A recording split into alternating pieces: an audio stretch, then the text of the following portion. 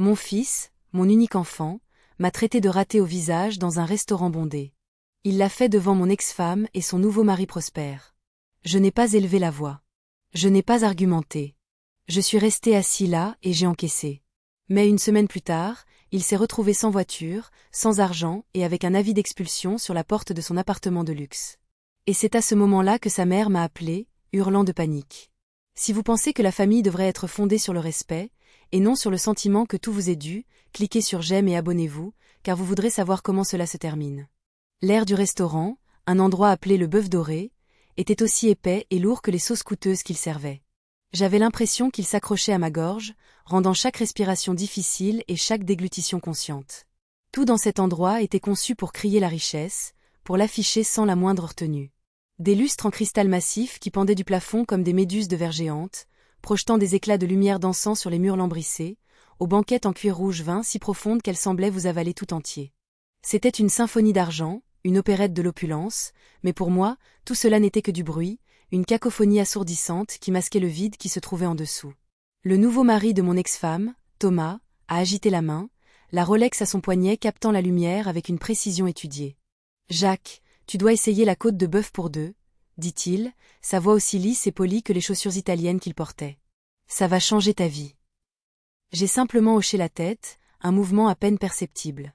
Thomas était un banquier d'affaires, un homme qui croyait que tout, y compris l'illumination spirituelle, pouvait être commandé sur un menu. Il avait l'apparence, la parole et même la respiration d'un graphique boursier en pleine ascension, élégant, confiant et totalement creux.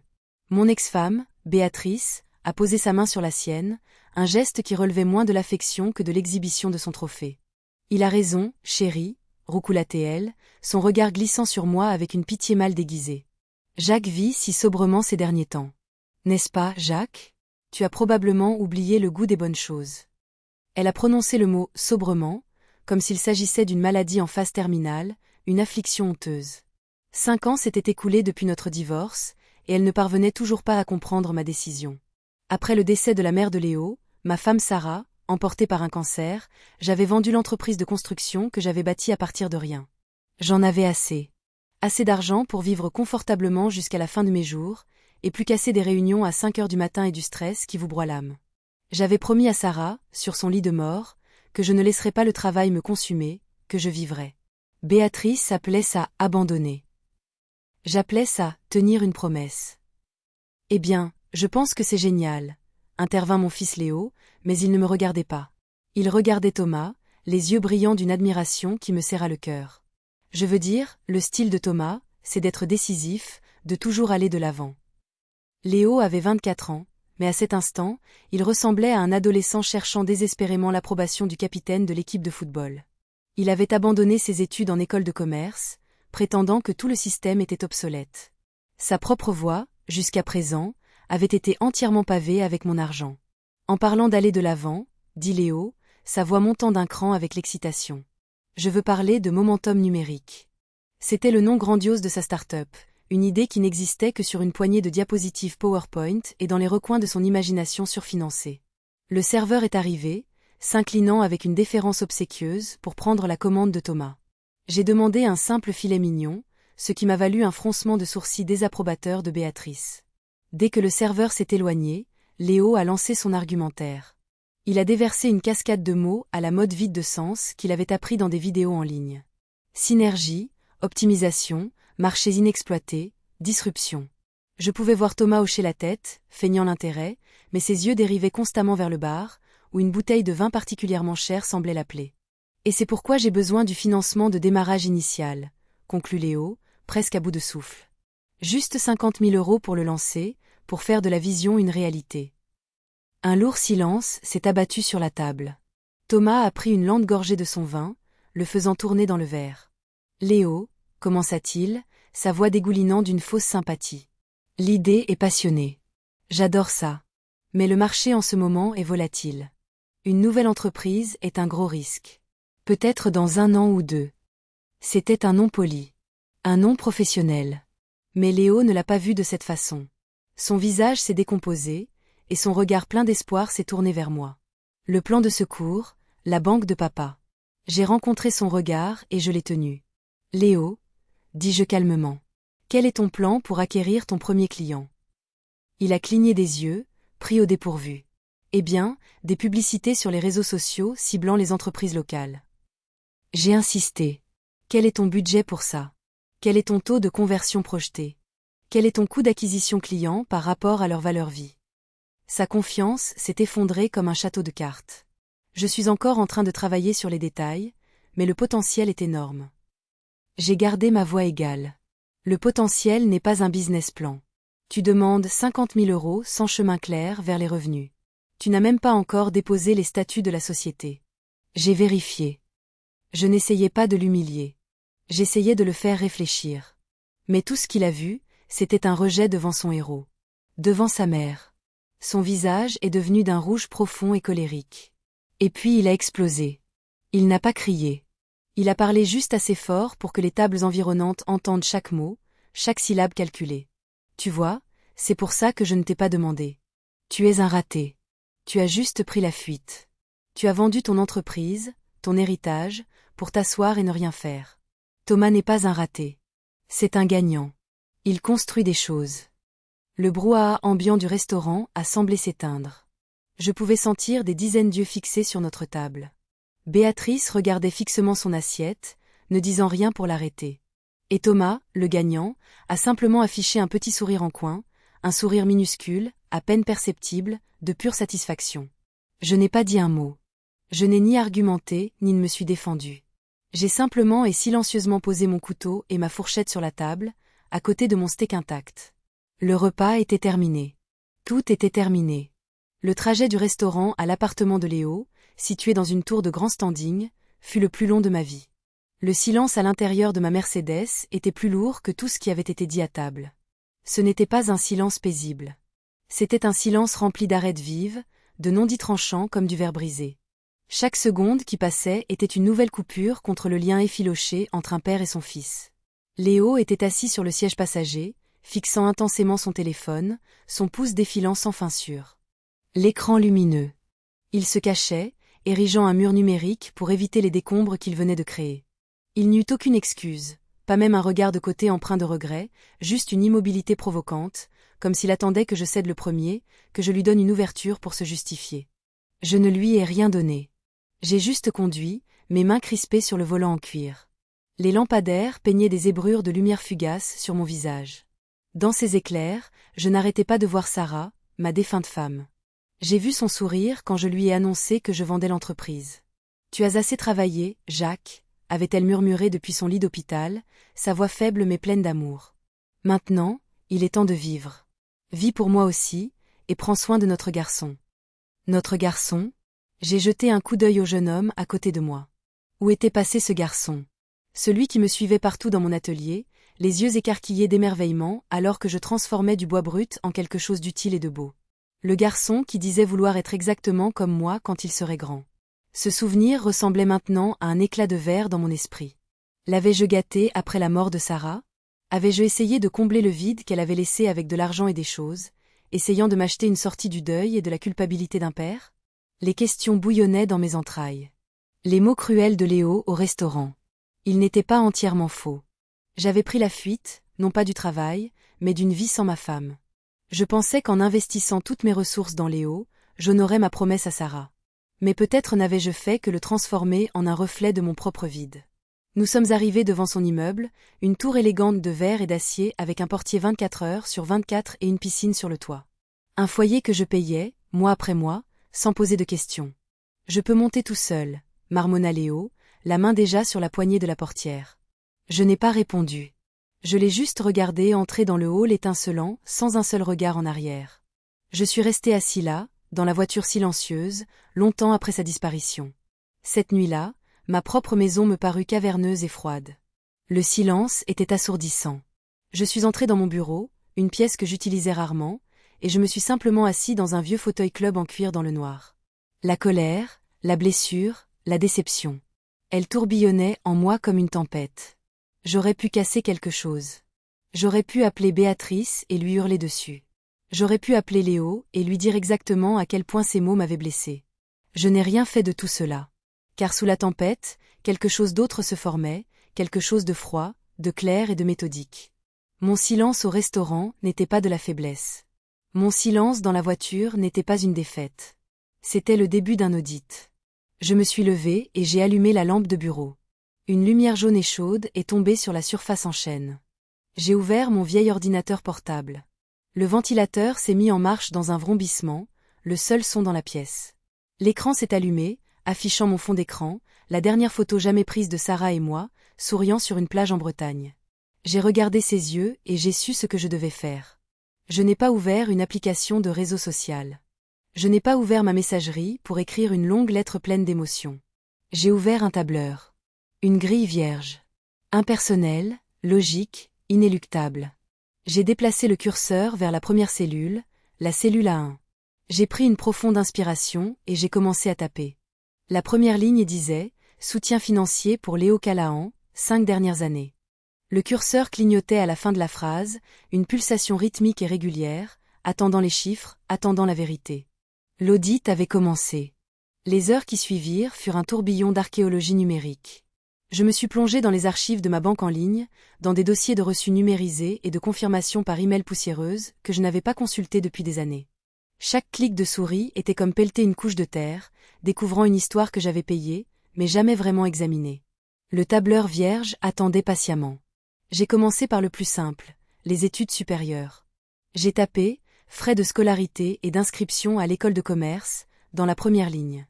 J'ai sorti les relevés du service de la scolarité. Première année, deuxième année, le premier semestre de sa troisième année, avant qu'il ne décide qu'il était trop brillant pour une éducation formelle.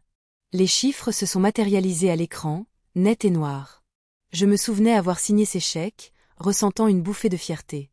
Mon fils, le premier Callahan, a intégré une grande école. Sarah aurait été si fière.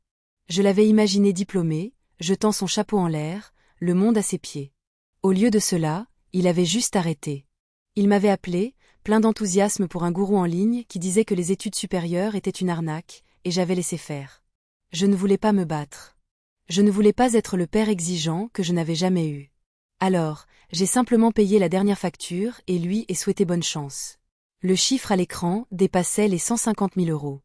Je l'ai fixé un instant, le fantôme d'une éducation. Ensuite, j'ai créé une nouvelle ligne, location d'appartement, centre-ville. J'ai retrouvé le contrat de bail que j'avais co-signé. 4 500 € par mois pendant 2 ans et demi. J'ai fait le calcul.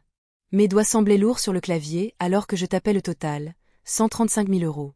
Je me souvenais du jour où Léo l'avait choisi. Il a une vue superbe, papa, avait-il dit, et il est proche de tout. C'est le genre d'endroit où on peut réseauter. J'y avais cru. Je l'avais imaginé organisant des soirées sophistiquées avec d'autres jeunes entrepreneurs brillants. En réalité, je savais qu'il organisait juste des fêtes, mais je payais chaque mois, à temps. C'était plus facile que de se disputer. C'était plus facile que d'admettre que mon fils n'était peut-être pas le prodige que je voulais qu'il soit. Puis vint la voiture, un élégant coupé sportif noir, une Alpine A110. J'ai retrouvé l'acte de vente, 72 000 €. Je la lui avais achetée comme cadeau de fin d'études, une incitation à terminer cette dernière année. Quand il a abandonné, j'aurais dû la reprendre, mais il avait été si abattu. Papa, avoir une belle voiture fait partie de l'image, avait-il argumenté. Il faut avoir l'air de réussir pour réussir. Une autre phrase qu'il avait probablement piquée dans un podcast. Et comme un imbécile, j'avais acquiescé. J'ai payé la voiture. J'ai payé l'assurance, une somme stupéfiante de 600 € par mois en raison de son âge et de la puissance du moteur.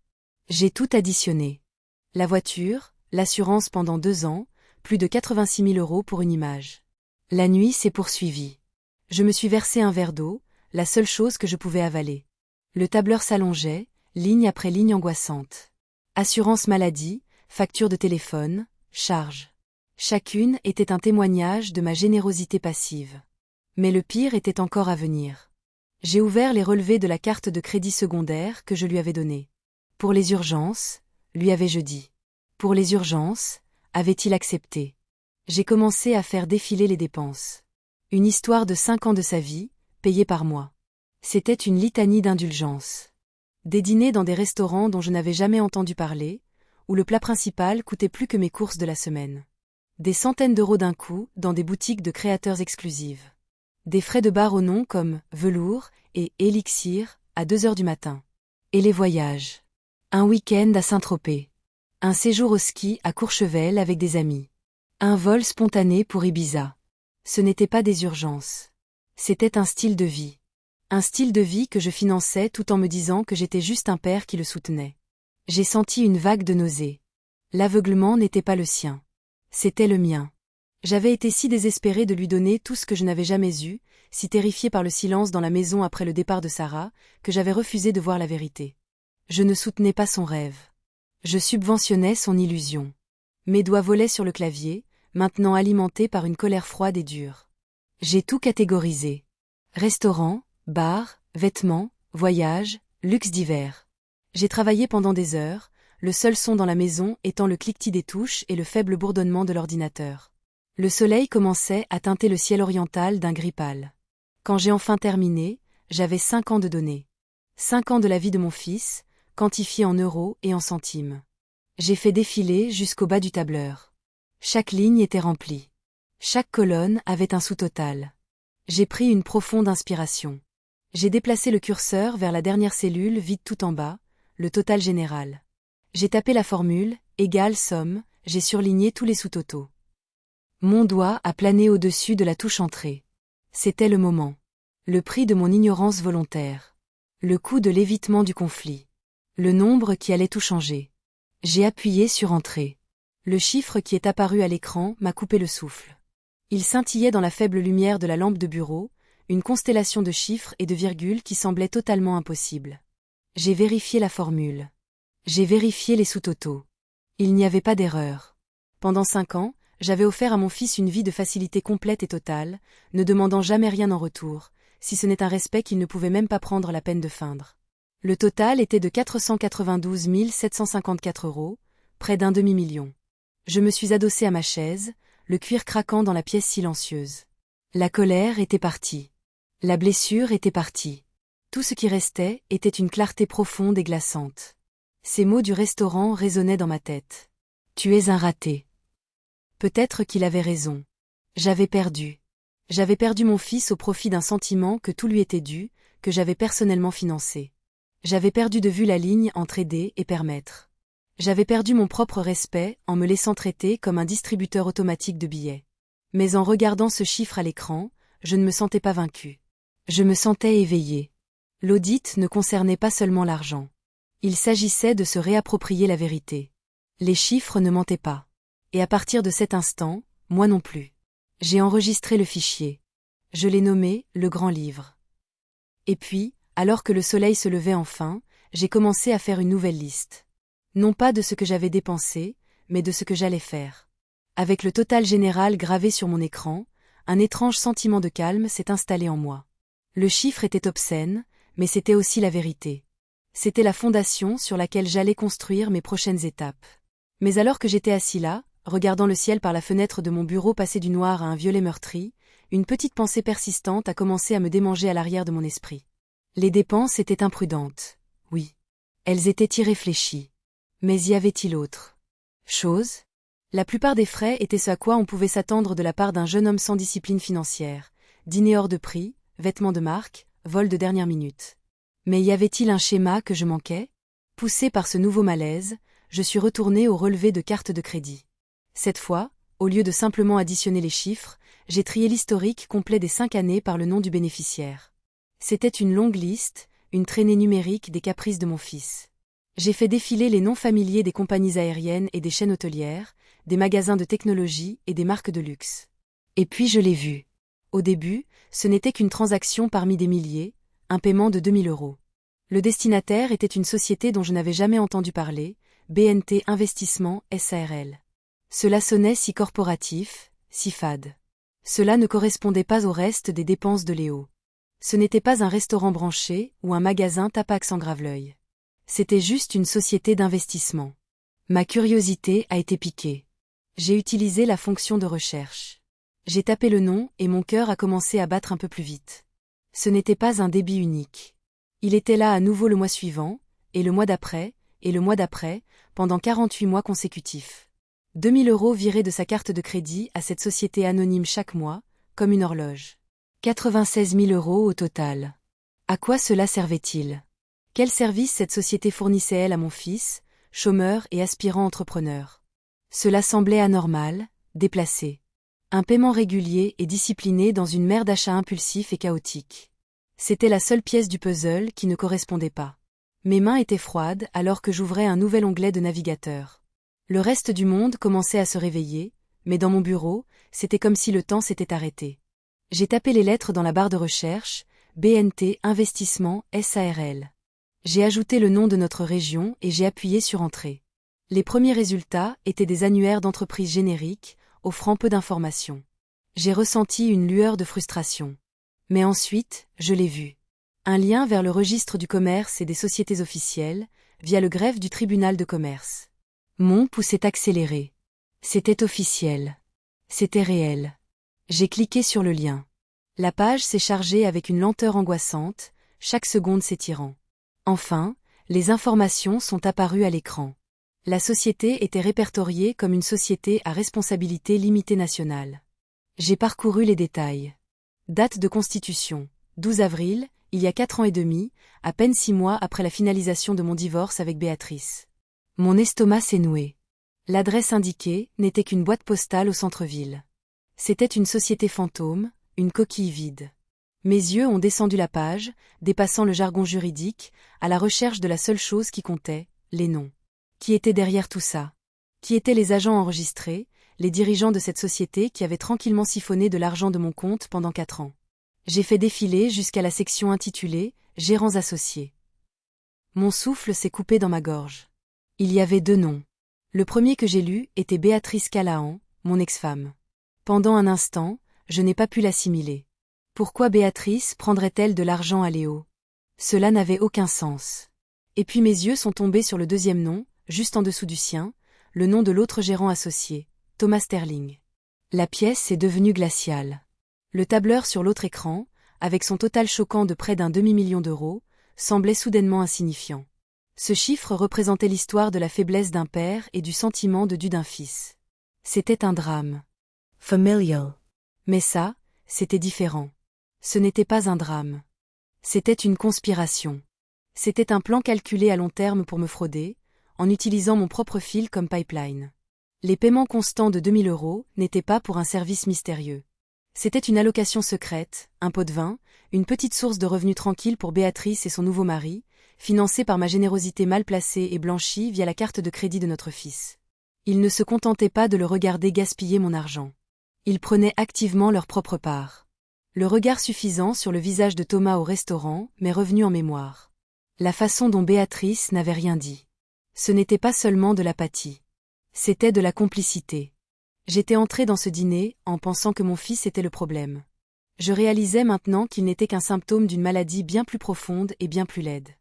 Je ne me suis pas couchée. Le sommeil était un luxe que je ne pouvais pas me permettre. Alors que le soleil jetait de longues ombres matinales sur ma pelouse, je me suis préparé une cafetière de café, noir et fort. Le goût amer a aidé à aiguiser ma concentration. La tempête émotionnelle de la nuit était passée, et à sa place se trouvait un paysage de clarté froide et dure. Il n'y avait plus de place pour le doute ou l'apitoiement sur soi. Il n'y avait que le plan. Et la première étape de ce plan nécessitait un professionnel. Je n'ai pas cherché un conseiller familial ou un médiateur. J'avais besoin d'une arme. Quelques années auparavant, une connaissance professionnelle m'avait parlé d'une avocate qu'il avait engagée dans un litige contractuel houleux. Il l'avait décrite comme un requin, une femme qui ne perdait pas de temps en amabilité et dont le seul intérêt était de gagner. Son nom était Angèle Rousseau. À l'époque, j'avais pris mentalement note de ne jamais me retrouver de son mauvais côté. Maintenant, j'étais sur le point de la mettre de mon côté. J'ai trouvé son cabinet en ligne, un cabinet d'avocat boutique avec un site web élégant et minimaliste qui projetait une confiance tranquille et des honoraires élevés. J'ai composé le numéro avant de pouvoir douter de moi-même. Une voix vive et professionnelle a répondu à la deuxième sonnerie. Cabinet d'avocat Angèle Rousseau, bonjour. Mon nom est Jacques Callahan, dis-je, ma propre voix semblant stable, inconnue. J'ai besoin de prendre rendez-vous avec Maître Rousseau. C'est une affaire financière concernant mon fils et mon ex-femme. L'assistante était polie mais ferme. Maître Rousseau est complète pour les 2 prochaines semaines. Je peux vous proposer un rendez-vous le. L'ancien Jacques aurait accepté cela. Il l'aurait remercié et aurait attendu patiemment pendant 2 semaines, laissant la situation s'envenimer. Mais l'ancien Jacques n'était plus là. Je comprends qu'elle soit occupée, ai-je interrompu, mais en gardant mon ton égal. S'il vous plaît, dites-lui que cela concerne un détournement de fonds potentiels d'une fiducie familiale et une société écran nommée BNT Investissement. Il y eut une pause à l'autre bout du fil. La vivacité professionnelle, dans la voix de l'assistante, a vacillé. Un instant, s'il vous plaît. J'ai été mis en attente pendant moins de 30 secondes. La voix suivante que j'ai entendue était différente. Elle était vive, claire et portait une autorité indéniable. Il n'y a pas eu d'introduction. Ici Angèle Rousseau. Vous avez mon attention. Dans combien de temps pouvez-vous être à mon bureau? J'ai regardé le tableur qui brillait encore sur l'écran de mon ordinateur portable, le grand livre de ma propre folie, maintenant transformé en un outil d'action. Je suis en route, dis-je, et j'ai raccroché. Le bureau d'Angèle Rousseau se trouvait au 35e étage d'une tour de verre et d'acier qui perçait la ligne d'horizon de la ville. Ce n'était pas le genre de cabinet d'avocat avec des lambris de bois sombres et des livres reliés en cuir.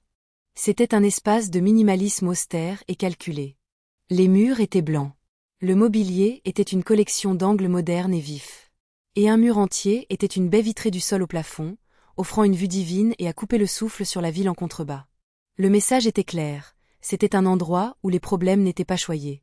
Ils étaient disséqués avec une précision chirurgicale, depuis une très haute altitude.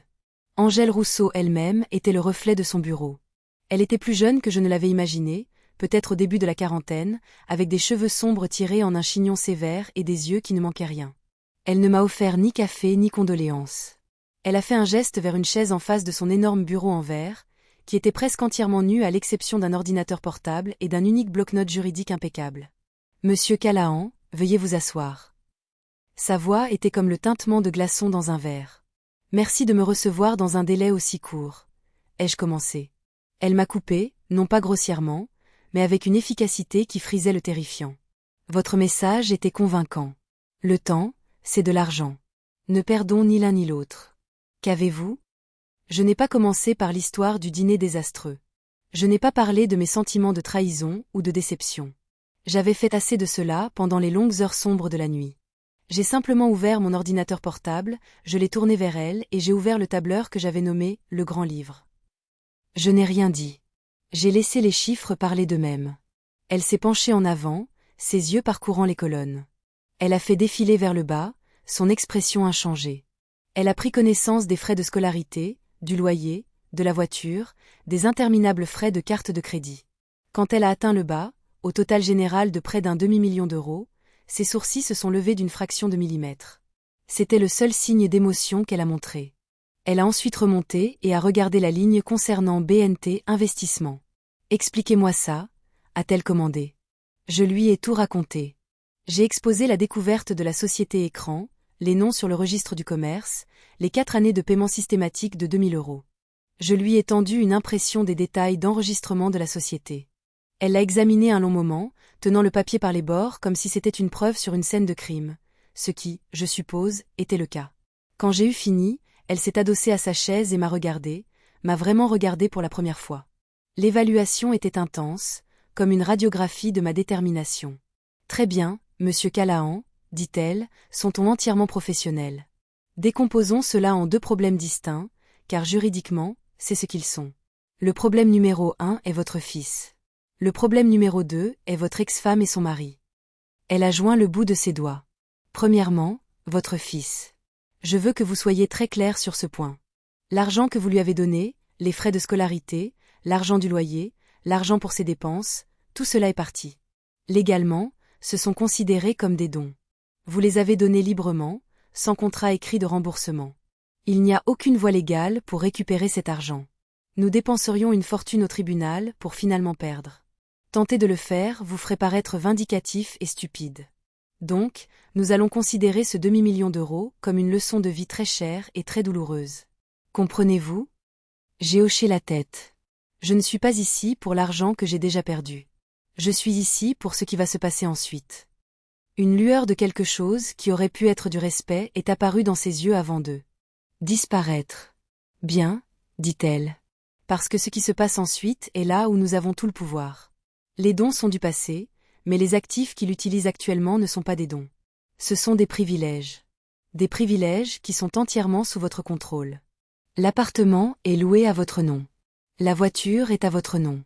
La carte de crédit est sur votre compte. Vous n'êtes légalement obligé de continuer à fournir aucun de ces éléments. Mettre fin à ces arrangements n'est pas un acte de vengeance. C'est vous, le propriétaire légal et le titulaire du compte, qui choisissez simplement de mettre fin à un service. C'est propre, c'est rapide et c'est entièrement défendable. Elle a fait une pause, laissant cela s'imprégner. Maintenant, pour le problème numéro 2, a-t-elle poursuivi, sa voix devenant encore plus vive. Votre ex-femme et Monsieur Sterling. C'est une affaire entièrement différente. Ce n'est pas une querelle de famille. C'est potentiellement un schéma coordonné de fraude. Ils ont utilisé la carte de crédit secondaire de votre fils, un compte destiné à son soutien, pour acheminer de l'argent directement vers eux-mêmes via une société écran. Nous pouvons soutenir que cela constitue un détournement de fonds. C'est un grave abus de confiance. Nous ne pouvons pas promettre une affaire pénale, mais la menace d'une poursuite civile, de déposition, de voir leurs finances et ce sale petit stratagème exposé dans un processus de divulgation de pièces. C'est un canon pointé directement sur leur vie confortable. C'est notre levier. C'est l'outil que nous utiliserons pour nous assurer qu'il ne vous dérange plus jamais. J'ai senti un poids se soulever de mes épaules, remplacé par un sentiment de détermination froide. Alors, quel est le plan ? Ai-je demandé. Angèle a fait pivoter son ordinateur portable et a commencé à taper. Un calendrier est apparu à l'écran. Le plan n'est pas une action unique. C'est une séquence, une démolition contrôlée. Nous démantelerons sa structure de soutien pièce par pièce, d'une manière qui maximise l'impact psychologique et minimise sa capacité à réagir. Nous ne voulons pas une grosse explosion. Nous voulons une série de petits chocs contenus qui le forceront à affronter la réalité de sa situation sans aucun de ses filets de sécurité habituels. Elle a pointé l'écran. Voici comment ça va se passer. Jour par jour, nous commençons ce lundi. Pas d'avertissement, pas d'appels téléphoniques émotionnels, juste de l'action. Lundi, dit-elle, sa voix comme un battement de tambour. Nous commençons avec la voiture. C'est son symbole de statut, sa liberté. À 9 heures du matin, vous appellerez une société de recouvrement. Comme le titre de propriété est à votre nom, c'est parfaitement légal. Vous leur direz où ils se garent. À midi, sa voiture aura disparu. Le premier choc. Il vous appellera, confus et en colère. Vous lui donnerez une réponse simple, calme et indiscutable. J'avais besoin de récupérer la voiture. Mardi, a-t-elle continué, déplaçant son doigt vers le jour suivant. L'appartement. Pendant qu'il est sous le choc de la perte de sa voiture, vous irez à l'agence de gestion de son immeuble. Vous êtes le seul locataire sur le contrat. Vous soumettrez un préavis de départ de 30 jours, un processus légal et formel. L'immeuble lui enverra alors une notification officielle. Le deuxième choc. Le sol sous ses pieds commencera à lui paraître instable. Mercredi, l'argent. Vous appellerez votre compagnie de carte de crédit et déclarerez la carte secondaire comme perdue. Ils la désactiveront immédiatement et vous en enverront une nouvelle, à vous et à vous seul. La prochaine fois qu'il essaiera d'acheter un café ou de payer pour un dîner, il fera face à l'humiliation publique d'être refusé. Le troisième et dernier choc de la séquence. Mercredi soir, il sera sans transport, sans domicile dans 30 jours et sans accès à votre argent. Elle m'a regardé, son regard. Intense. Il sera complètement isolé. Il courra vers sa mère et Thomas pour de l'aide. Et c'est à ce moment-là que nous ferons notre dernier mouvement.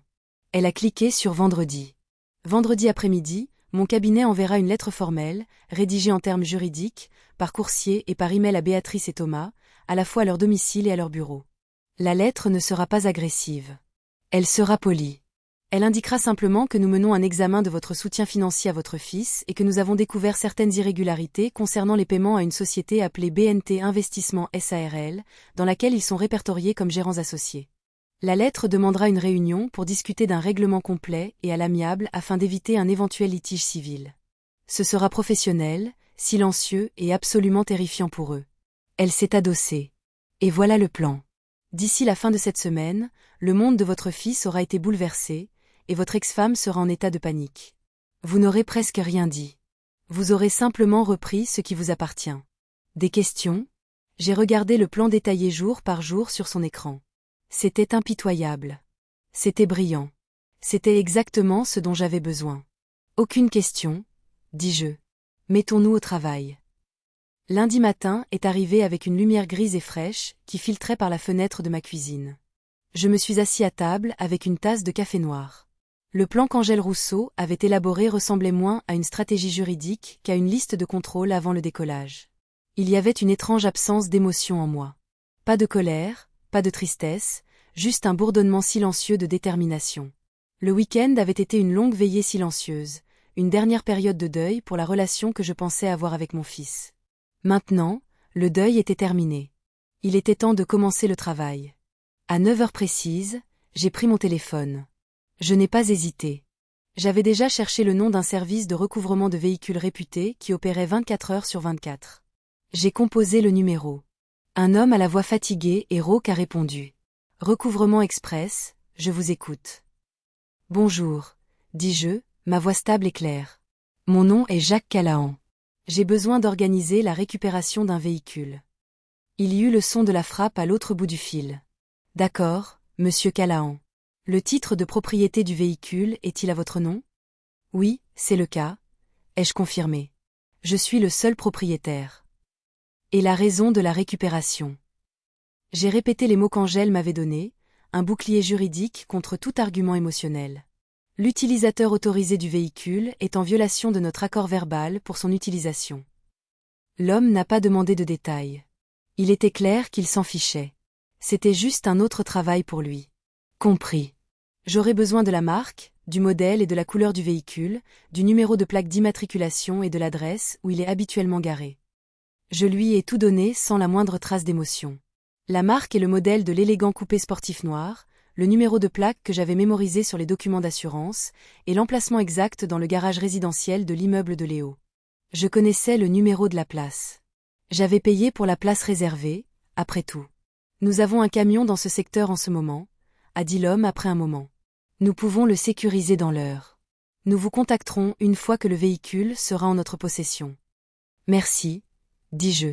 Nous aurons besoin d'une carte de crédit pour les frais de service, monsieur. Je lui ai donné le numéro de ma propre carte, pas celle que Léo utilisait. La transaction a été approuvée en quelques secondes. L'homme a confirmé les détails une dernière fois, puis l'appel s'est terminé. J'ai reposé le téléphone sur la table. C'était fait. Le premier domino avait été poussé. J'ai regardé par la fenêtre, mais je ne voyais pas mon propre jardin. Je voyais le jour où j'ai donné cette voiture à Léo. Le regard de joie pure et totale sur son visage. Il m'avait serré dans ses bras, la première fois qu'il le faisait depuis des années. Je ne te décevrai pas, papa, avait-il promis. Je l'avais cru. Je lui avais tendu les clés d'un symbole de mon espoir à 72 000 €, et il avait conduit droit dans le mur. Il n'y avait aucune satisfaction dans ce que je venais de faire. Aucun frisson de vengeance. Cela ressemblait plus à une amputation nécessaire. Je coupais la partie malade, non pas pour punir, mais pour sauver ce qui restait. J'ai pris une autre gorgée de mon café. Il était devenu froid. Maintenant, tout ce que j'avais à faire était d'attendre le son de la première pièce qui tombe. Je savais que ce ne serait pas long. L'appel est arrivé 1h12 après que j'ai raccroché avec le service de recouvrement. Je venais de finir de laver ma tasse de café, et je la séchais quand mon téléphone a vibré sur le comptoir en granit. Le visage de Léo, une photo souriante d'une époque plus heureuse, a clignoté sur l'écran. Je l'ai laissé vibrer une deuxième fois avant de répondre, un petit mais significatif changement dans notre dynamique. J'avais toujours décroché à la première sonnerie pour lui. J'ai pris une inspiration, j'ai appuyé sur l'icône verte et j'ai porté le téléphone à mon oreille. Je n'ai rien dit. Papa, tu es là? Sa voix était aiguë, mêlée d'un fil de panique inhabituel. Je suis là, Léo, dis-je. Ma voix était calme, égale. Ma voiture a disparu. Je suis descendu au garage et elle n'est plus là. J'ai appelé la police. Ils pensent qu'elle a été volée. Tu te rends compte? Volée dans un garage sécurisé. Il parlait vite, les mots se bousculant dans un flot d'adrénaline et d'incrédulité. Je l'ai écouté sans l'interrompre. J'ai laissé le silence planer dans l'air un instant après qu'il ait fini. Elle n'a pas été volée, Léo, dis-je. Il y eut une pause de son côté. Je pouvais presque entendre les rouages de son esprit passer de la panique à la confusion. Quoi? Comment ça, elle n'a pas été volée? La voiture a disparu, papa. Elle n'est pas là. Je sais, dis-je. Comment ça, tu sais? A-t-il demandé, sa voix montant à nouveau. Comment pourrais-tu savoir? C'était le moment, le point de pivot. La voix d'Angèle Rousseau résonnait dans mon esprit. Simple, calme, indiscutable. Parce que je l'ai fait enlever. dis-je, mon ton aussi plat et factuel que si je parlais de la météo. Le silence qui suivit fut profond. Il s'est étiré pendant 5 longues secondes. Je pouvais l'imaginer parfaitement, debout dans ce garage en béton, son téléphone pressé contre son oreille, son visage un masque de stupéfaction totale.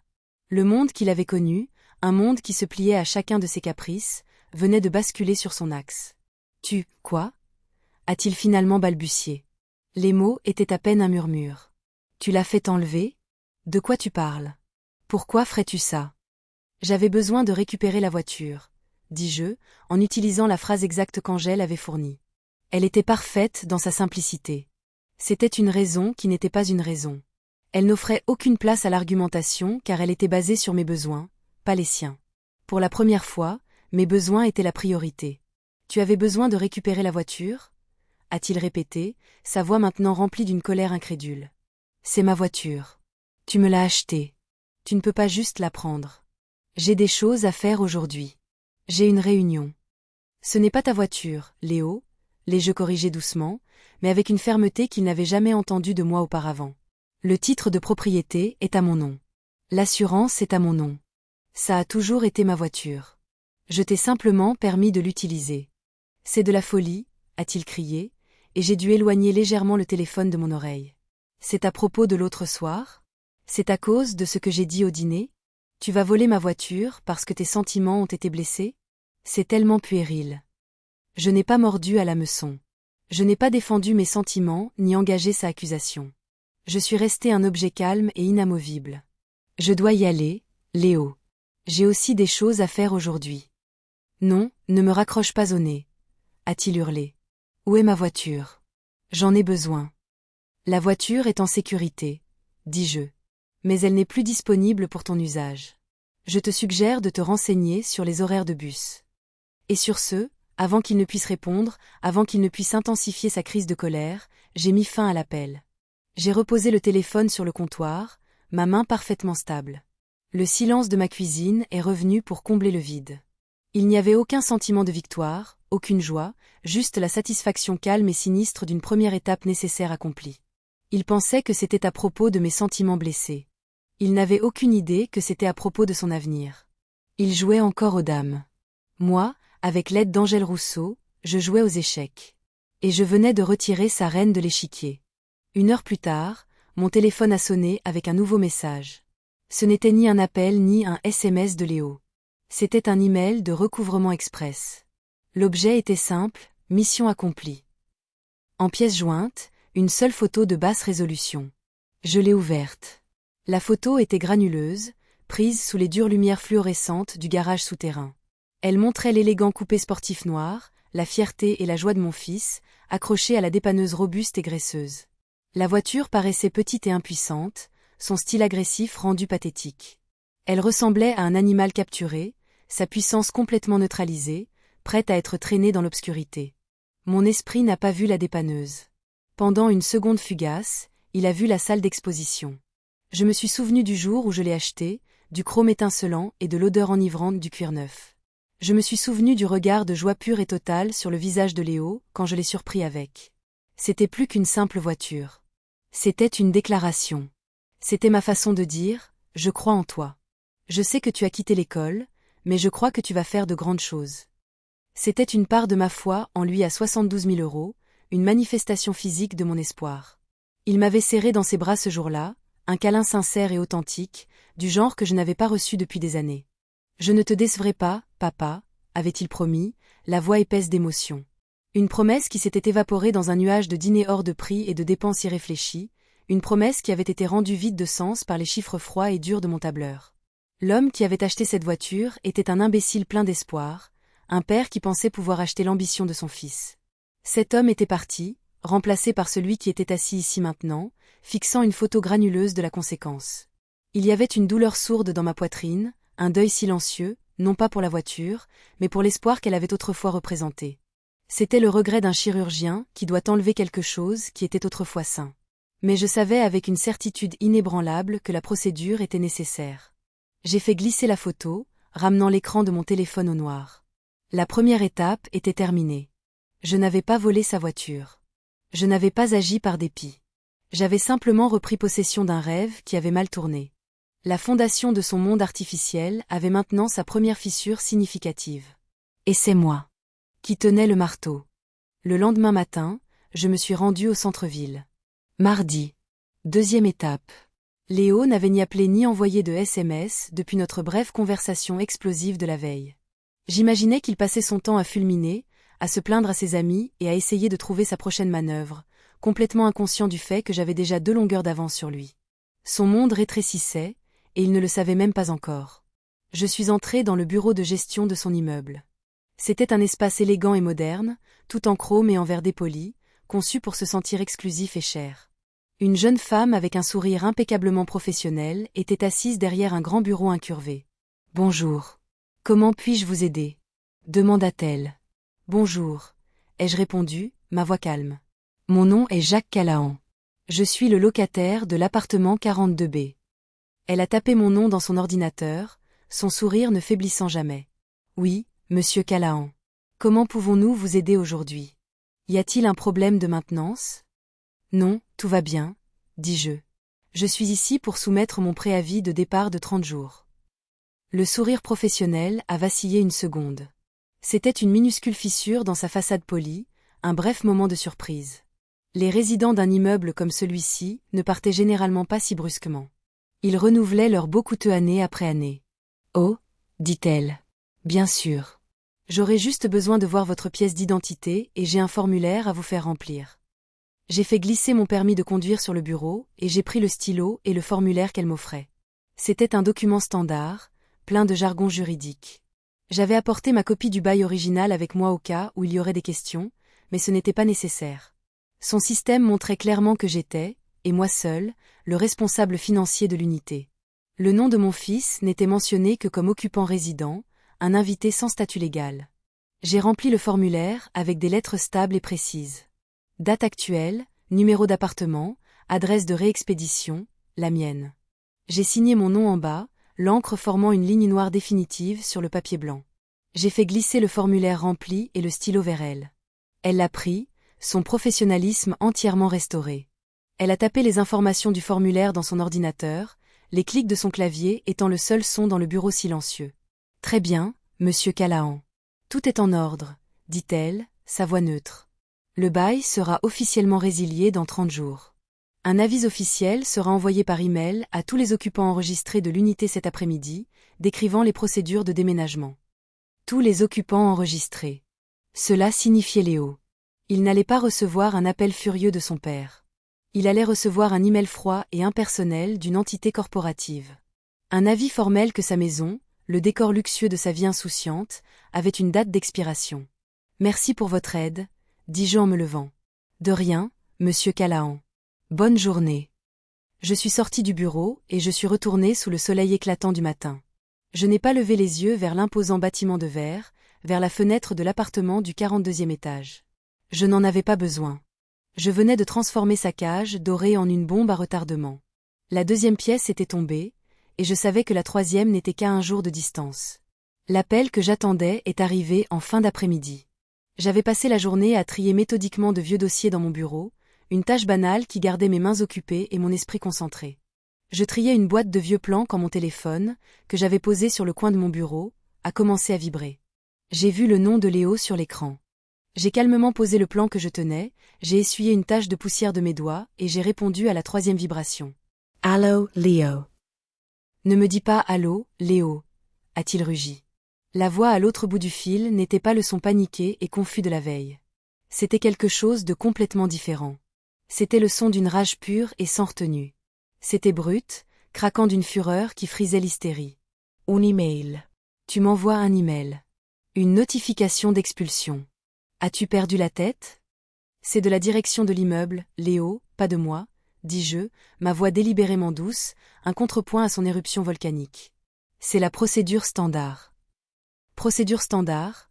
A-t-il hurlé, sa voix si forte que je pouvais l'entendre se déformer à travers le petit haut-parleur du téléphone. Il n'y a rien de standard là-dedans. Tu me mets à la rue. D'abord ma voiture, maintenant ma maison. C'est quoi la suite ? Tu vas annuler mon assurance maladie ?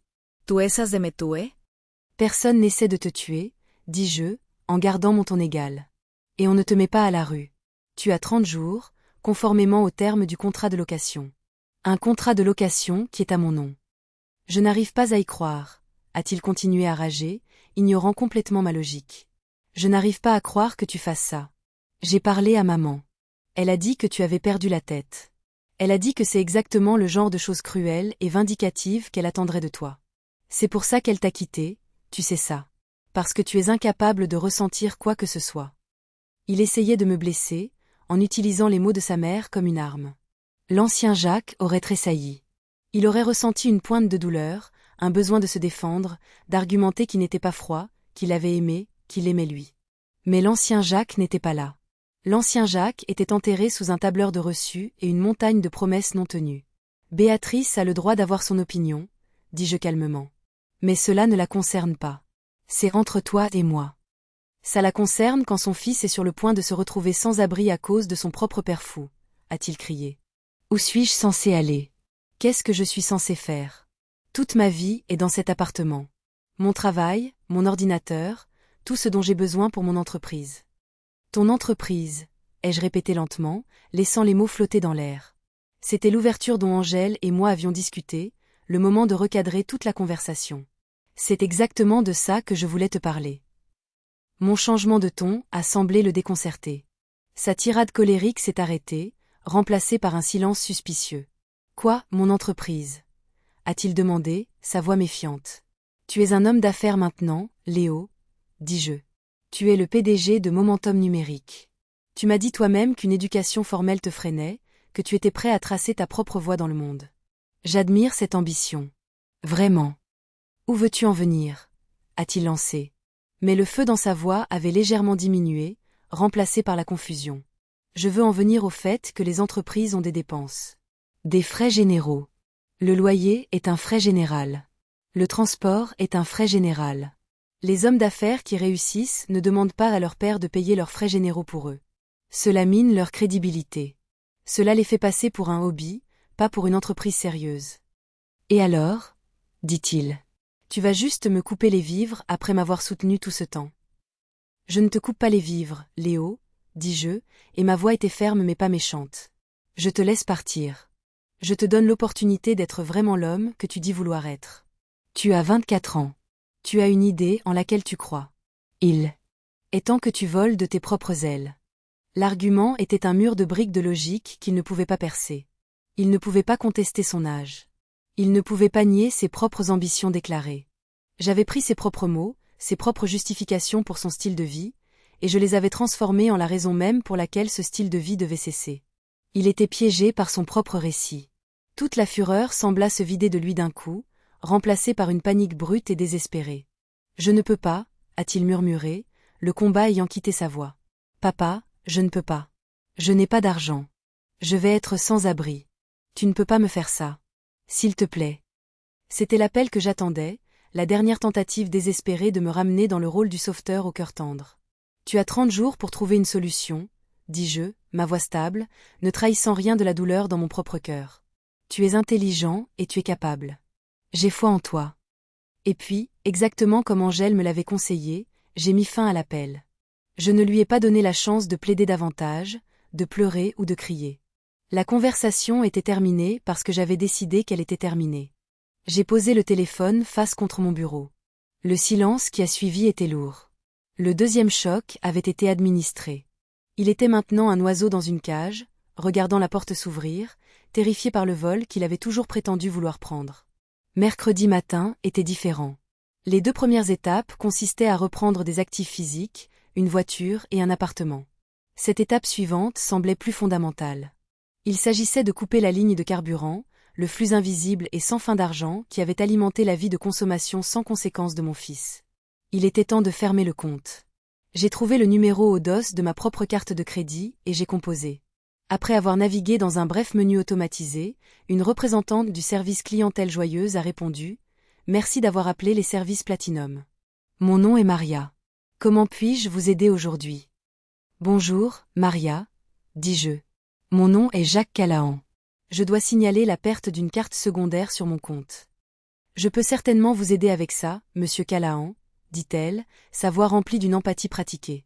Pouvez-vous s'il vous plaît confirmer le nom sur la carte secondaire? Léo Callahan, ai-je répondu. Je pouvais entendre le doux cliquetis de son clavier. D'accord, je le vois ici. Pour des raisons de sécurité, pouvez-vous s'il vous plaît vérifier votre date de naissance et les 4 derniers chiffres de votre numéro de sécurité sociale? J'ai fourni les informations. C'était un rituel familier, mais aujourd'hui, il était différent. Je ne vérifiais pas seulement mon identité. J'affirmais mon autorité sur le compte, une autorité que j'avais négligée pendant bien trop longtemps. Merci pour cela, monsieur Callahan. Tout correspond, dit-elle vivement. J'ai maintenant placé une désactivation permanente sur la carte secondaire, se terminant par 18842. Elle ne peut plus être utilisée pour aucune transaction. Nous émettrons une nouvelle carte secondaire avec un numéro différent que vous devriez recevoir dans 5 à 7 jours ouvrables. Ce ne sera pas nécessaire, dis-je. Veuillez ne pas émettre de remplacement. Je veux que le titulaire de la carte secondaire soit entièrement retiré de mon compte. Il y eut une brève pause. Oh, oui, bien sûr, monsieur. Je peux le faire pour vous tout de suite. Juste pour confirmer, vous retirez l'accès de Léo Callahan à ce compte avec effet immédiat. C'est exact, dis-je. Plus de cliquetis. Très bien, monsieur. C'est fait. La carte secondaire est désactivée et l'utilisateur a été retiré. Y a-t-il autre chose que je puisse faire pour vous aujourd'hui? Non, Maria, dis-je. C'est tout. L'appel a duré moins de 3 minutes. C'était une tâche administrative simple et stérile. En quelques mots, j'avais coupé la ligne de vie financière qu'il avait maintenue à flot. La prochaine fois qu'il chercherait ce morceau de plastique, ce symbole de son accès illimité et de son existence sans conséquence, il découvrirait que ce n'était plus qu'un morceau de plastique inutile. Le 3e choc était maintenant armé et en attente. Il suffisait qu'il essaie d'acheter quelque chose. Et je n'avais aucun doute que ce moment arriverait très bientôt. Je n'ai pas été témoin de ce qui s'est passé mercredi soir, mais je l'ai reconstitué plus tard. C'était la conclusion prévisible et inévitable de la séquence d'événements que j'avais mise en mouvement. C'était la démolition publique finale de l'illusion dans laquelle mon fils vivait. Léo, encore sous le choc de la perte de sa voiture et de sa maison, mais ne comprenant pas encore toute l'étendue de sa situation difficile, a décidé de persister dans son fantasme. Il avait une réunion de prévue avec un client potentiel, une graphiste qu'il essayait de convaincre de rejoindre son entreprise inexistante sur la promesse de bénéfices futurs. Pour projeter l'image de succès à laquelle il aspirait si désespérément, il a choisi un restaurant dans le quartier le plus branché de la ville, un endroit où les cocktails fumaient et où les plats principaux étaient disposés comme de l'art moderne. Je peux l'imaginer parfaitement. Il aurait porté ses vêtements les plus chers, ceux que ma carte de crédit avait payés. Il se serait penché en arrière dans sa chaise, parlant avec un air décontracté et confiant, jonglant avec les mots à la mode qu'il avait mémorisés. Il aurait parlé de synergie et de disruption, peignant une grande vision d'un empire du marketing numérique qu'il était sur le point de créer. Il vendait un rêve, non seulement à la designer, mais à lui-même. Pour le prix d'un repas cher, il pouvait s'asseoir dans cette salle magnifiquement conçue et prétendre être l'homme qu'il voyait dans ses rêves. Puissant, respecté, un self-made man. La designer, une jeune femme essayant de se faire une place dans un domaine concurrentiel, était probablement captivée, ou du moins intriguée. Léo pouvait être charmant quand il était en représentation. Le repas se serait bien passé. La nourriture était exquise, le vin parfaitement frais. Alors qu'il touchait à sa fin, Léo, plein d'une fausse confiance et de vin cher, aurait fait un grand geste. C'est pour moi, bien sûr, aurait-il dit, écartant toute tentative de la designer de partager l'addition, un investissement dans un futur partenariat. Il aurait fait signe au serveur d'un geste confiant du poignet, comme il avait vu Thomas le faire. L'addition serait arrivée, une somme importante à 3 chiffres, présentée discrètement dans un petit porte-facture en cuir. Léo n'aurait même pas bronché devant le total. Pourquoi l'aurait-il fait? Ce chiffre n'était qu'une abstraction pour lui, un problème à résoudre par quelqu'un d'autre. Il aurait sorti la carte Platinum secondaire, celle avec mon nom en petites lettres sous le sien, et l'aurait placée dans le porte-facture avec panache. Il l'aurait tendue au serveur avec un sourire magnanime. Il était dans son élément, le PDG bienveillant concluant un accord. Le serveur serait revenu quelques minutes plus tard, une expression polie mais tendue sur son visage. Il se serait penché et aurait parlé à voix basse, une voix destinée à ne pas être entendue, mais dans le silence soudain de la confiance de Léo, elle aurait été aussi forte qu'un coup de feu. « Je suis vraiment désolé, monsieur, mais la carte a été refusée. » Le sang se serait retiré du visage de Léo. L'incrédulité aurait été la première réaction. C'était impossible. Une erreur. Repassez là, aurait-il dit, sa voix un peu trop vive. Il doit y avoir un problème avec votre machine. Le serveur, toujours professionnel, aurait hoché la tête et se serait éloigné. Léo aurait essayé de dissimuler sa panique montante par un rire forcé, faisant une petite blague à la designer sur le manque de fiabilité de la technologie. Mais la graine de l'effroi avait été plantée. Les secondes auraient passé comme des heures. Le serveur est revenu, son expression maintenant celle de la finalité. Je m'excuse, monsieur. Je l'ai repassée. Elle est refusée. Le message dit de contacter l'émetteur de la carte. L'humiliation aurait été absolue, publique, indéniable. La designer le regarderait maintenant avec une nouvelle expression, un mélange de pitié et de prise de conscience naissante. L'entrepreneur à succès était un imposteur. Il n'avait pas d'autre carte. Je m'en étais assuré. Il avait probablement moins de 20 € en espèces dans son portefeuille. Il n'avait pas de voiture à offrir en garantie. Il n'avait rien. Son identité entière, la façade soigneusement construite de Momentum numérique et de son PDG visionnaire, avait été brisée par une petite transaction électronique qui n'avait pas abouti. Il a dû passer l'appel le plus honteux de sa vie, pas à moi, pas encore, mais à un ami, le suppliant de venir au centre-ville payer sa note de restaurant pour qu'il ne soit pas arrêté pour grivellerie. La designer aurait prétexté une excuse polie mais hâtive et l'aurait laissé là, seul, assis à une table jonchée des restes d'un repas qu'il ne pouvait pas se permettre. Un roi détrôné dans son propre royaume fantastique. Le troisième choc avait atterri, et celui-ci avait laissé une cicatrice. L'appel final de la journée est arrivé juste avant minuit. J'étais assis dans mon fauteuil dans le noir, regardant les lumières lointaines de la ville scintiller à travers la grande fenêtre du salon. Quand le téléphone a sonné, je n'ai même pas eu à regarder l'écran pour savoir qui c'était. J'ai répondu et j'ai attendu dans le silence. Cette fois, il n'y a pas eu de cri, pas de rage, pas d'accusation. La voix à l'autre bout du fil était presque méconnaissable. Elle était petite, creuse et empreinte d'un tremblement de peur pure et non dilué. C'était la voix d'un garçon qui venait de voir un fantôme. « Papa » a-t-il dit, le mot à peine un murmure. « Je suis là » ai-je répondu doucement. « La carte » a-t-il dit, sa voix se brisant. « Elle n'a pas fonctionné au dîner. Elle n'a pas fonctionné. » Il n'était pas en colère à ce sujet.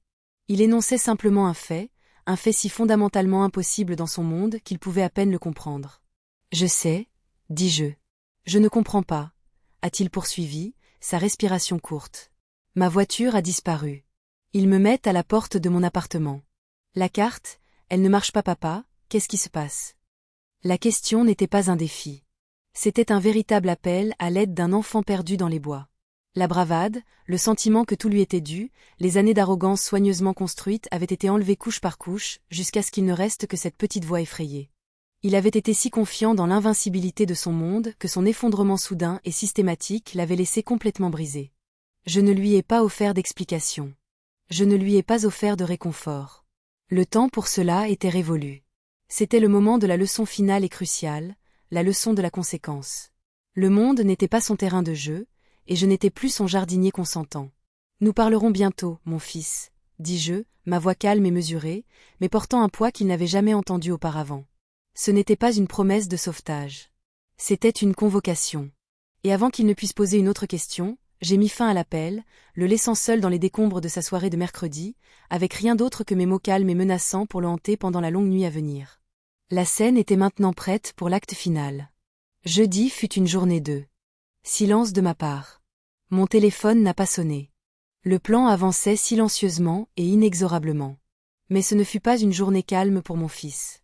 J'ai appris plus tard qu'ayant épuisé ses options et se retrouvant complètement à la dérive, il a fait son dernier geste, le plus désespéré. Il a pris un VTC pour le quartier des affaires, pour le gratte-ciel étincelant où Thomas Sterling construisait son empire. Il est allé voir l'homme qu'il avait appelé un gagnant. Je ne peux qu'imaginer la scène. Léo, sans sa voiture, sans son assurance fanfaronne, devait avoir l'air d'une épave. Ses vêtements chers devaient ressembler à un costume qui ne lui allait plus. Il serait entré dans le bureau de Thomas, une suite d'angles au 50e étage, une forteresse de verre et d'acier avec une vue panoramique sur la ville.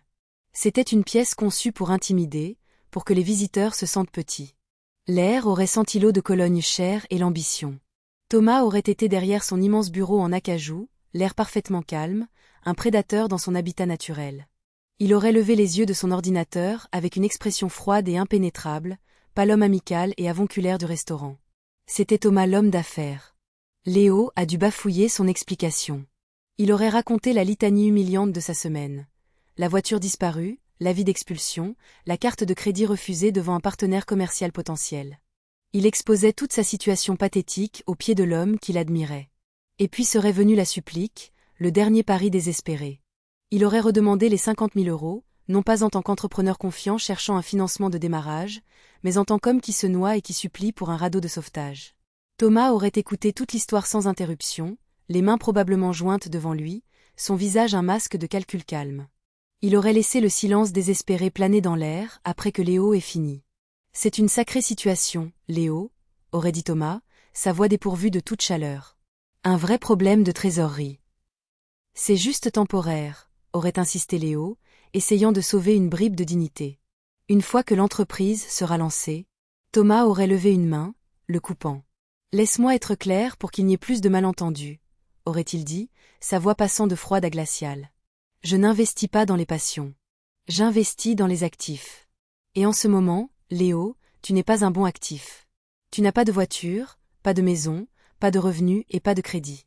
Tu es, dans les termes financiers les plus crus, un passif. » Les mots auraient été une gifle. C'était l'homme que Léo avait défendu, l'homme qu'il avait utilisé pour insulter son propre père. « Mais ma mère », aurait balbutié Léo. « Béatrice a dit que tu pourrais peut-être m'aider. » Et c'est là, j'imagine, que Thomas a décidé de mettre fin à la conversation, de cautériser la plaie et de couper le lien pour de bon. Il se serait penché en avant, un regard de finalité ennuyé dans les yeux. « Parlons de ta mère », aurait-il dit. « Et parlons de ces paiements de 2 000 € que tu as fait chaque mois à BNT Investissement. » Léo aurait été confus. « Quoi ? Maman a dit que c'était pour du conseil. Pour le business plan. » Un sourire cruel et fin aurait effleuré les lèvres de Thomas. « Du conseil, gamin ? Il n'y a pas de business plan. Il n'y en a jamais eu. Ton père jetait de l'argent par les fenêtres sur toi sans aucune surveillance. Un tuyau d'arrosage de cash, sans personne pour le diriger. C'est juste de la mauvaise gestion financière. Alors Béatrice et moi avons fourni cette surveillance. Nous avons mis en place une structure, une simple SARL pour gérer une partie de cette sortie de fonds. Tu peux appeler ça des frais de gestion, une dépense administrative pour superviser la banque de papa. » Les mots ont dû frapper Léo comme des coups physiques. Il aurait regardé Thomas, son esprit luttant pour traiter les implications. Ce n'était pas un prêt. Ce n'était pas un investissement. Ce n'était pas du conseil. C'était un stratagème. Une tromperie longue, patiente et calculée. « Vous preniez mon argent », aurait murmuré Léo, l'horreur naissant en lui. « Je ne prenais pas ton argent », l'aurait corrigé Thomas, sa voix empreinte de mépris. « Ce n'a jamais été ton argent au départ. C'était celui de ton père, et tu le gaspillais. Nous nous assurions simplement qu'une partie soit mieux utilisée. » Le poids total de la trahison se serait abattu sur Léo à ce moment-là. Il ne s'agissait pas seulement de l'argent. C'était presque secondaire. C'était sa mère. Sa propre mère, qui l'avait réconforté, qui avait été d'accord avec lui que son père était injuste, avait été une partenaire consentante et active dans un stratagème visant à saigner son père à blanc, en l'utilisant comme pipeline involontaire. La femme vers qui il avait couru pour obtenir de la sympathie n'était qu'un autre prédateur à l'abreuvoir. « Maintenant, si tu veux bien m'excuser », aurait dit Thomas en se retournant vers son ordinateur, le renvoi absolu. « J'ai de vraies affaires à régler. La banque de papa est officiellement fermée, et nous aussi. » Léo serait sorti de ce bureau en titubant, hébété. Il était entré en cherchant un prêt. Il en est sorti en ayant perdu une mère. Il n'était plus seulement un jeune homme gâté qui avait été coupé des vivres. Il était un orphelin de ses propres illusions, complètement et totalement seul dans un monde plus froid et plus dur qu'il ne l'avait jamais imaginé. Il n'a pas pris un autre VTC. Il a marché. Il est sorti en titubant du hall climatisé de l'immeuble de Thomas, pour entrer dans la symphonie chaotique de l'après-midi de la ville. Les klaxons retentissaient. Les gens passaient à côté de lui en se bousculant. Un fleuve d'humanité s'écoulant autour d'un rocher de désespoir soudain et paralysant. Il a marché pendant des pâtés de maisons sans destination. Ses chaussures chères claquant, sans signification contre le pavé dur. La ville qu'il avait toujours vue comme son terrain de jeu, une toile de fond pour ses ambitions, lui semblait maintenant étrangère et hostile. Il était invisible, un fantôme hantant une vie qui n'était plus la sienne. Finalement, ses jambes ont cédé. Il a trouvé un petit parc oublié, un minuscule lopin de verdure coincé entre deux gratte-ciel imposants. Il s'est effondré sur un banc en bois dur, du genre destiné au repos éphémère, pas aux crises existentielles. Il a regardé ses mains. Elles étaient douces, sans callosité. C'étaient les mains d'un homme qui n'avait jamais fait une journée de vrai travail de sa vie. Il a regardé ses vêtements, le jean de marque, les chaussures en cuir italien. Il ressemblait à un costume pour une pièce de théâtre qui venait de se terminer, le laissant échouer sur scène devant une salle vide. Pour la première fois de sa vie, il n'y avait personne à appeler. M'appeler était inutile. J'étais l'architecte de cette démolition. Appeler sa mère était maintenant impossible. Une trahison si profonde qu'il ne pouvait même pas la traiter. Appeler ses amis signifierait admettre la vérité humiliante que toute sa vie avait été un mensonge financé par un père qui l'avait ouvertement moqué. Il était une île, et la marée montait. Il a pensé à mes mots au téléphone. Il est temps que tu voles de tes propres ailes. Il avait toujours considéré cela comme un cliché, quelque chose que les pères disaient. Maintenant, c'était une perspective terriblement littérale. Il a baissé les yeux sur ses pieds, sur les chaussures chères qui les couvraient, et pour la première fois, il s'est demandé s'ils étaient assez forts pour le soutenir. Le poids de tout, cela l'a finalement brisé. Assis sur ce banc public, entouré par la ville indifférente, Léo a commencé à pleurer. Pas les larmes de colère et de frustration d'un enfant gâté. C'étaient les sanglots déchirants et profonds d'un homme qui venait de tout perdre, et surtout, l'illusion réconfortante de qui il pensait être. Il n'était pas un PDG visionnaire. Il n'était pas un self-made man. Il n'était pas un gagnant. Il n'était qu'un garçon. Un garçon de 24 ans qui avait été utilisé comme un pion par sa mère, rendu possible par son père, et qui maintenant, pour la première fois, était complètement et totalement seul avec les conséquences. Le bruit de la ville s'est estompé en un rugissement sourd alors que sa propre tristesse silencieuse et désespérée devenait le seul son dans son univers. Le vendredi après-midi, alors que le monde de l'entreprise commençait à ralentir pour le week-end, 2 emails identiques ont été livrés. L'un est arrivé dans la boîte de réception du compte personnel de Béatrice Callahan. L'autre est arrivé dans la boîte de réception de Thomas Sterling, marqué comme urgent par son assistante de direction. Ils avaient probablement passé la journée à ressentir un sentiment de soulagement suffisant. Les problèmes de Léo étaient les siens, un gâchis de sa propre fabrication. Ils avaient réussi à esquiver la balle financière. Ils étaient en sécurité. L'email du cabinet d'avocats d'Angèle Rousseau a brisé cette illusion en 1 million de morceaux. L'email lui-même était un chef-d'œuvre d'intimidation professionnelle. Il n'était pas écrit sur un papier à en-tête tapax en grave-l'œil, mais le design simple et élégant dégageait une aura de pouvoir juridique cher et sérieux. L'objet était faussement anodin, concernant le soutien financier de Léo Callahan. Cela semblait administratif, presque ennuyeux, une simple question de régler les derniers détails.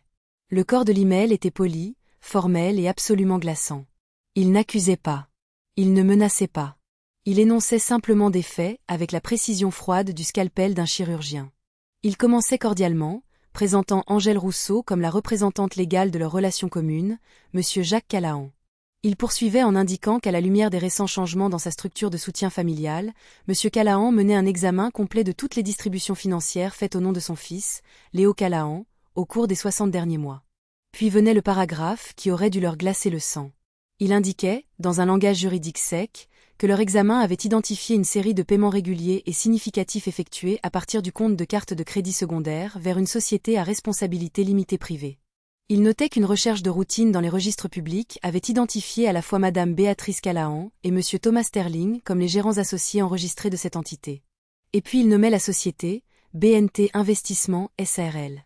Voir ce nom dans un document juridique formel, directement lié à eux, devait être comme voir une photographie d'eux-mêmes sur les lieux d'un crime. C'était la preuve. Le stratagème qu'ils pensaient si intelligent, si bien caché, était maintenant exposé, mis à nu sous la lumière crue et peu flatteuse de l'examen juridique. Le dernier paragraphe était le coup de maître. Ce n'était ni une demande ni une menace. C'était une invitation polie. Il indiquait que dans l'intérêt de résoudre tout malentendu potentiel ou toute irrégularité comptable de manière amiable et privée, il souhaiterait organiser une réunion. L'email suggérait qu'une telle réunion serait le moyen le plus efficace de parvenir à un règlement complet et final et d'éviter le temps, les frais et la nature publique de tout litige civil potentiel qui pourrait autrement être nécessaire pour clarifier la question. L'email se terminait par une formule de politesse simple et professionnelle. Nous attendons avec impatience de vos nouvelles dans les plus brefs délais pour planifier cette discussion. Pour Béatrice et Thomas, ces mots n'étaient pas une invitation. C'était une convocation, une déclaration silencieuse et terrifiante que le jeu était terminé. Le canon dont Angèle Rousseau avait parlé avait été mis en position, et il était pointé directement sur les fondations de leur vie confortable et soigneusement construite. L'email a atterri dans leur vie comme un missile guidé, et l'explosion a eu lieu dans le salon blanc immaculé de leur maison de plusieurs millions d'euros. Le silence dans la pièce, habituellement un témoignage de leur goût raffiné et du doux bourdonnement de la richesse, ressemblait maintenant à l'air mort d'une tombe. Béatrice faisait les 100 pas sur un vaste tapis de couleur crème, son téléphone serré dans sa main comme une arme. Son visage était pâle, son masque soigneusement construit de satisfaction sereine complètement disparu, remplacé par une peur brute et nue. Thomas était assis sur le canapé en cuir blanc, un verre de whisky à la main. Il essayait de projeter une aura de contrôle calme, mais ses phalanges étaient blanches là où il serrait le verre, et un petit muscle tressaillait dans sa mâchoire. Il avait lu l'email 3 fois, comme s'il espérait que les mots changeraient. « Comment » siffla finalement Béatrice, se tournant brusquement vers lui. « Comment a-t-il découvert » C'était censé être complètement propre. « Tu m'as dit que c'était propre. »« Calme-toi, Béatrice, » dit Thomas, sa voix un grognement sourd. « L'hystérie ne résoudra rien. »« Me calmer » rétorqua-t-elle, sa voix montant. « Ils savent, Thomas. Ils savent pour BNT Investissement. Ils ont mis le nom dans une lettre juridique. Ce n'est pas une vague menace. C'est une balle de sniper. C'est de ta faute. Tu es devenu arrogant. » Thomas prit une gorgée de whisky lente et délibérée. Il la regarda, et l'homme charmant et prospère qu'elle avait épousé avait disparu. À sa place se trouvait un animal acculé. « Ma faute » ricana-t-il. « Soyens clairs. C'est toi qui n'étais jamais satisfaite. C'est toi qui sentais que Jacques Sand était trop bien sorti dans le divorce. C'était autant ton idée que la mienne. Une petite police d'assurance, tu l'appelais. Je ne m'attendais pas à me faire prendre, cria-t-elle. Tu étais censé être le malin, le gagnant. Un gagnant n'aurait pas laissé cela se produire. Il aurait couvert ses traces. Les traces étaient couvertes, lança Thomas, claquant le verre sur la table basse en marbre. Le son a craqué à travers le silence tendu. Le problème, ce ne sont pas les traces, Béatrice. Le problème, c'est ton fils idiot. S'il n'avait pas été si stupide, si imbu de lui-même, s'il n'avait pas poussé son père à bout, Jacques n'aurait jamais commencé à creuser. C'est la faute de Léo, et c'est de ta faute de l'avoir élevé pour qu'il soit un parasite inutile. La cruauté de ces mots flottait dans l'air entre eux. Leur partenariat avait été construit sur le butin partagé de la victoire, sur une admiration mutuelle pour la ruse de l'autre. Il n'avait jamais été testé par la défaite. Maintenant, sous la première vraie pression, il se brisait comme du verre bon marché. Il n'était pas une équipe. Il n'était que 2 complices, et la police était à la porte. « Alors, qu'est-ce qu'on fait » murmura Béatrice, le combat se vidant d'elle, remplacé par une supplication désespérée. « Ils veulent une réunion. Ils parlent de litige. Mon nom est sur cette société, Thomas. Notre réputation. » Thomas se leva, redressant sa chemise. Il reconstituait son masque de contrôle. « Nous ne faisons rien, » dit-il, sa voix froide et finale. « Je vais m'en occuper. Je contacterai mon avocat demain matin. Tu ne parleras pas à Jacques. Tu ne parleras pas à Léo. Tu ne parleras à personne. Tu feras exactement ce que je dis. Ta panique est un passif que je ne peux pas me permettre en ce moment. » Il passa devant elle en direction de son bureau, la laissant seule au milieu de la vaste pièce silencieuse. Elle regarda son dos qui s'éloignait, l'homme qu'elle avait loué comme un gagnant, et pour la première fois, elle le vit pour ce qu'il était, juste un autre homme terrifié de perdre. Et la peur qu'elle ressentait n'était plus seulement à propos de l'argent ou du procès. C'était la réalisation terrifiante qu'elle avait lié son destin à un navire en train de couler, et que le capitaine était sur le point de se sauver en premier. Le week-end s'est écoulé dans un silence profond et inhabituel. J'ai passé le temps dans mon jardin, à tailler les branches mortes de mes rosiers, le travail méthodique étant un parallèle silencieux aux actions que j'avais entreprises pendant la semaine. Je n'ai pas eu de nouvelles de Léo. Je n'ai pas eu de nouvelles de Béatrice ou de Thomas. Je savais, cependant, que le silence n'était pas la paix. C'était le calme tendu et haletant avant qu'une tempête n'éclate. La tempête est arrivée à 19h le dimanche soir. Mon téléphone a sonné et le nom de Béatrice a illuminé l'écran. J'attendais cet appel. Je l'ai laissé sonner 3 fois avant de répondre, une petite affirmation des nouveaux termes de notre engagement. « Jacques » dis-je. « Jacques, oh, Dieu merci. » Sa voix était un fil tendu de panique. Le ton lisse et condescendant qu'elle me réservait habituellement avait disparu, remplacé par une plainte aiguë et désespérée. « Qu'est-ce que tu fais ? Au nom de Dieu, qu'est-ce que tu crois que tu fais ?» Je n'ai pas répondu directement à sa question. « Béatrice, dis-je, ma voix égale. Tu as l'air contrariée. »« Contrary e » Contrariée ? A-t-elle hurlé. Bien sûr que je suis contrariée. Notre fils est ici dans mon salon, il ressemble à un fantôme. Il dit que tu lui as tout pris. Sa voiture, son appartement, son argent. Tu essaies de détruire ton propre enfant? C'était une tactique de manipulation classique, me présenter comme l'agresseur, elle-même comme la mère concernée. C'était un rôle qu'elle jouait bien. Mais je n'étais plus dans le public. Léo a 24 ans, Béatrice, ai-je répondu calmement. Il est parfaitement capable de trouver son propre appartement et de gérer ses propres finances. Je lui donne simplement l'opportunité de le faire. Et cette lettre, a-t-elle poursuivi, sa voix se brisant, cette lettre menaçante d'un avocat qui parle de BNT Investissement. Qu'est-ce que c'est? De quoi s'agit-il? Tu essaies de me ruiner, n'est-ce pas? Après toutes ces années, tu essaies d'obtenir une sorte de vengeance malsaine. J'ai laissé ces accusations flotter dans l'air sans réponse. J'ai laissé le silence s'étirer, la forçant à affronter le vide de sa propre ignorance feinte. Je pouvais entendre sa respiration saccadée à l'autre bout du fil. Je n'essaie de ruiner personne, Béatrice, dis-je enfin, ma voix basse et stable. Je mets juste les choses en ordre. Il y a certaines affaires financières qui sont devenues désordonnées. Je cherche simplement un peu de clarté. De la clarté? A-t-elle répété, le mot sonnant étranger dans sa bouche. Ce n'est pas de la clarté, Jacques. C'est une déclaration de guerre. Non, dis-je. C'est une invitation à une réunion, une chance de discuter de ces affaires désordonnées de manière civilisée. Au bureau de mon avocate. 10 heures demain matin. Je suppose que tu as reçu les détails. Je n'irai nulle part près de ton avocate, a-t-elle craché, mais il n'y avait aucune conviction dans sa voix. C'était le bluff d'un joueur avec une main perdante. C'est du harcèlement. C'est une simple réunion d'affaires, Béatrice, dis-je. Et maintenant, j'ai laissé un éclat de glace entrer dans ma voix. Le dernier mouvement, l'échec est mat, tu devrais être là. Et dis à Thomas de venir aussi. J'ai fait une pause d'un instant, laissant les implications de mes prochains mots s'installer complètement. Je pense qu'il sera très intéressé par ce que nous avons à discuter. Je n'ai pas attendu sa réponse. Je n'en avais pas besoin. Je pouvais sentir sa terreur vibrer à travers le téléphone. J'ai mis fin à l'appel, la laissant seule avec mon invitation silencieuse, simple et totalement dévastatrice. La confrontation finale était maintenant fixée, et ils seraient tous les deux là. Ils n'avaient pas d'autre choix. La salle de conférence était aussi froide et silencieuse qu'un tombeau. C'était une version plus petite et plus intime du bureau d'Angèle Rousseau, avec le même mobilier minimaliste et la même vue panoramique intimidante sur la ville. Nous étions assis autour d'une longue table noire polie qui reflétait nos visages tendus comme un miroir sombre.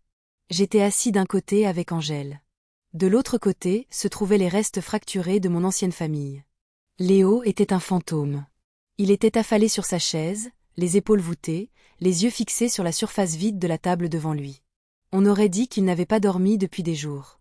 Les vêtements chers qu'il portait pendaient maintenant sur lui, vestiges d'une vie qui avait été brusquement annulée. À côté de lui, Béatrice était un portrait de panique à peine contrôlé. Elle était assise droite comme un i, les mains serrées sur ses genoux, son visage un masque pâle étendu. Elle évitait de me regarder, son regard balayant la pièce comme si elle cherchait une issue qui n'existait pas. Et à côté d'elle se trouvait Thomas. Il essayait d'afficher un air d'ennui provocateur, penché en arrière sur sa chaise avec un bras nonchalamment drapé sur le dossier, mais la façade était mince comme du papier. Un minuscule muscle pulsait dans sa mâchoire, et ses yeux, habituellement si pleins de confiance suffisante, étaient durs et vigilants. Ils n'étaient pas là pour une discussion. Ils étaient là pour une sentence. Angèle Rousseau a laissé le silence s'étirer, une tactique conçue pour laisser leur anxiété monter. Elle était assise en bout de table, un mince dossier devant elle. Elle était l'image de l'autorité professionnelle calme. Finalement, après ce qui a semblé une éternité, elle a ouvert le dossier. Le doux bruissement du papier fut le seul son dans la pièce. « Merci à tous d'être venus », a-t-elle commencé, sa voix vive et dépourvue de toute émotion. Elle n'était pas là pour servir de médiatrice. Elle était là pour dicter les termes. Nous sommes ici aujourd'hui pour discuter de certaines irrégularités financières concernant la fiducie éducative établie par mon client, M. Jacques Calahan, au profit de son fils, M. Léo Calahan. Elle a fait glisser un document sur la table. C'était une copie de l'acte de fiducie. Comme vous le savez, a-t-elle poursuivi, son regard balayant Béatrice et Thomas, cette fiducie a été établie dans le but spécifique et légalement défini de financer les études supérieures de Léo et ses frais de subsistance raisonnables pendant cette période. Les termes sont très clairs. Elle a ensuite fait glisser un deuxième document sur la table. C'était le relevé bancaire montrant les 48 paiements consécutifs de 2000 euros. Ce qui est moins clair, dit-elle, sa voix restant parfaitement égale, c'est le but de ces paiements mensuels réguliers totalisant 96 000 euros, effectués à partir d'un compte financé par la fiducie vers une société privée. Elle a fait une pause, puis a fait glisser un troisième et dernier document sur la table. C'était l'impression de l'enregistrement de BNT Investissement SARL. Elle a tapé du doigt, à l'ongle parfaitement manucuré, sur la section répertoriant les gérants associés. Une société, comme vous pouvez le voir, qui est détenue et exploitée par Madame Béatrice Callahan et Monsieur Thomas Sterling.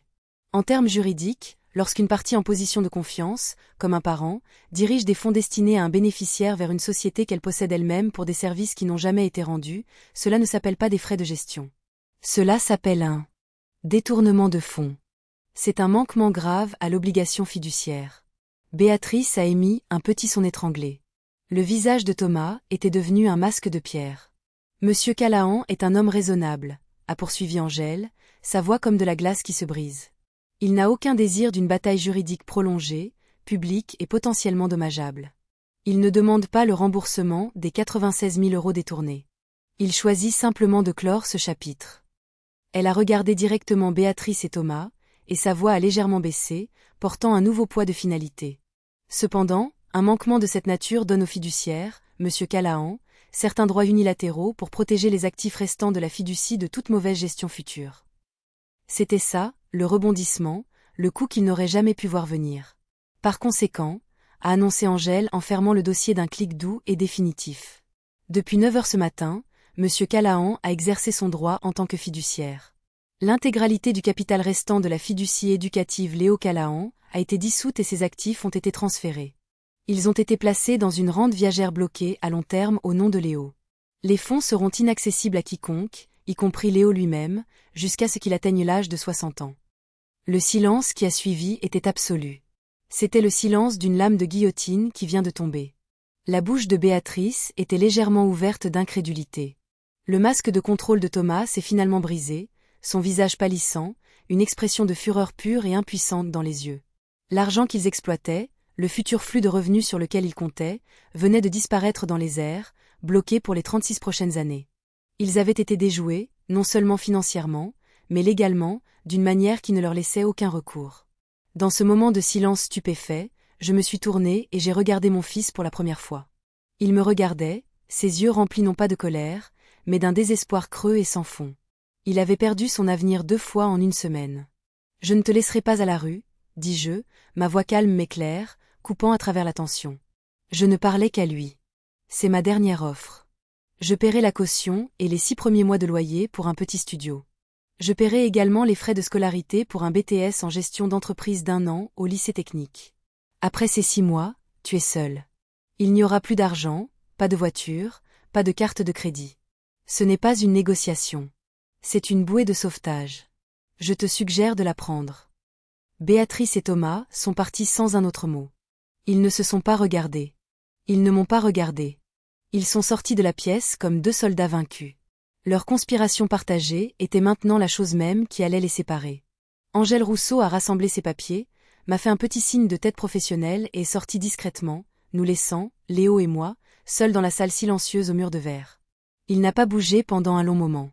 Il est resté assis là, à regarder l'espace vide où sa mère et son mari avaient été. Le fantôme, l'échec, le garçon qui avait tout perdu. Finalement, il a levé la tête et m'a regardé. Ses yeux étaient rouges et creux, mais pour la première fois depuis des années, ils étaient clairs. L'arrogance avait disparu. Le sentiment que tout lui était dû avait disparu. Tout ce qui restait était la vérité brute et douloureuse de sa situation. « Papa » a-t-il dit, sa voix calme et rauque. « Je suis désolé. » Ce n'étaient que 3 mots. Il n'y a pas eu de long discours dramatique, pas d'excuses, pas de justification. Juste un aveu simple et sans fioriture. Ce n'était pas assez pour guérir les années de manque de respect, mais c'était un début. C'était une seule pierre solide posée sur le sol aride, un endroit à partir duquel quelque chose de nouveau pourrait éventuellement être construit. Plus tard dans la journée, j'étais assis seul dans mon jardin. Le soleil de l'après-midi était chaud sur mon visage. Je ne savais pas si Léo accepterait mon offre. Je ne savais pas s'il changerait vraiment ou si cette semaine brutale n'était qu'un choc temporaire pour son système. Reconstruire une vie et un caractère est une route longue et difficile, et il devrait la parcourir lui-même. Mon travail de financier était terminé. Mon travail de père, semblait-il, ne faisait que commencer, mais à des conditions entièrement nouvelles.